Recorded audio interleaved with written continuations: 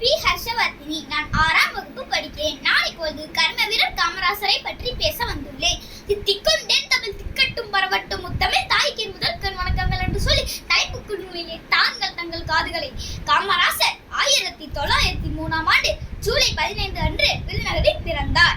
இவருடைய பெற்றோர் பெயர் குமாரசாமி சிவகாமி ஆகும். இவருடைய இயற்பெயர் காமாட்சி. தமிழ்நாட்டின் தங்கமே, ஏழைகளின் சொந்தமே. 6ஆம் வகுப்பில் பள்ளியை நின்றவர். முதல்வரானதும் 6000 பள்ளிகளை திறந்து வைத்தவர். கட்டாய கல்வி, இலவச கல்வி, மத்திய உணவு திட்டங்களை உருவாக்கியவர். விளம்பரத்தை விரும்பாதவர், விளைநிலங்களை வளமாக்கியவர். யாரையும் வெறுக்காதவர், யாருக்கும் அஞ்சாதவர், எளிமையாய் வாழ்ந்தவர், ஏறு போல் நடந்தவர், கல்விக்கண் திறந்தவர், காலமெல்லாம் உழைத்தவர், காந்தி வழியில் நடந்தவர், நேருக்கு பிடித்தவர்.